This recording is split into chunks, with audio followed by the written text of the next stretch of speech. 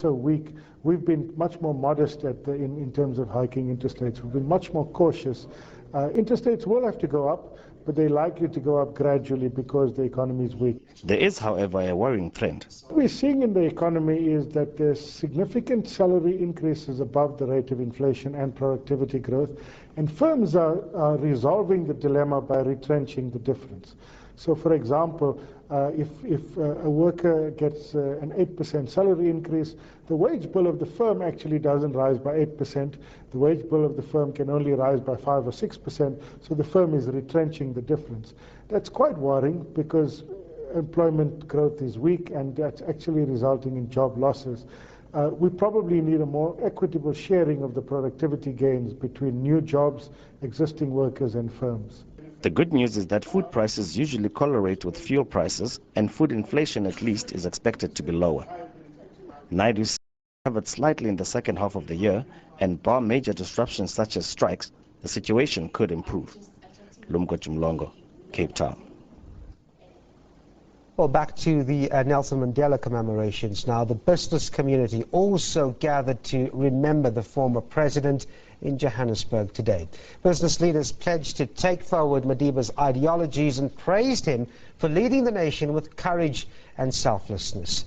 Madiba was praised for his ability to reach out to and communicate with people from all sectors of society.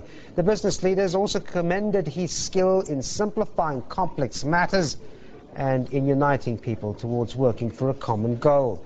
Mandela's forthright attitude and straightforwardness was also highlighted. The leaders called for more business or unity in business in commemorating Madiba's legacy. It made that today we've got Busa, we've got BBC, we've got NAFCOC aside, is the fact that we do not want to come out of this idea of wanting to dominate one another. And I believe one of the reasons the BBC had to separate from Busa is because they felt dominated. And I believe we can move away from that and really come together and form one united business organization. With the headwinds currently facing our country, coupled with growing concern at the slow pace of positive change, we as South Africans should surely look to Madiba for inspiration. We should focus on our destination and recommit ourselves to the journey on which we have embarked. Well, the Nelson Mandela Foundation says there's been an uptick in demand for Madiba memorabilia. It commemorates the late icon's death anniversary. It comes as a new Remembrance gold coin is launched today. This time last year, it seemed every second South African wore the Mandela brand, from T-shirts to caps to wristbands. But it's not just about the commemoration of our late icon. Investors are also confident about high-end Mandela memorabilia. A painting of the late former president sold for 1 million rand at a Stephen Wells and Company auction earlier this year. Executive chairman of the South African Gold Coin Exchange, Alan Demby, was part of the auction drive.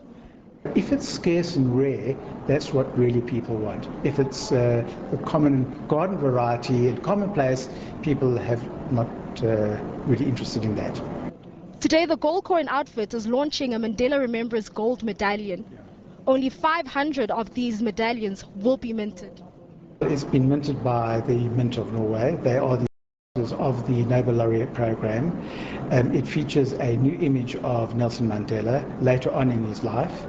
So 1 year on, how has the Mandela memorabilia brand fared? And is it as strong as we want it to be?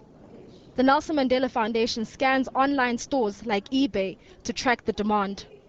It soared around the time of Madiba's passing, and it's kind of kept a fairly steady level. Interest in Madiba, obviously right at this moment in the last week, has begun to grow. The demand for all things Nelson Mandela immediately shot up soon after the news of his passing broke, with everyone rushing to get a piece of something they can remember him by. However, the demand did somewhat slow down during the course of the year and is slowly picking up, with today being the anniversary of his passing. I'm Balentla Mthethwa, reporting for SABC News, Johannesburg. South Africa.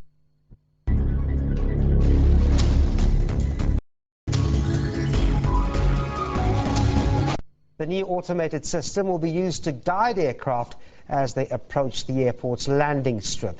SAA says the system has taken 3 years to develop at a cost of 25 million rand. It was piloted at the Cape Town International Airport due to its unique approach as a result of the Tygerberg Mountain.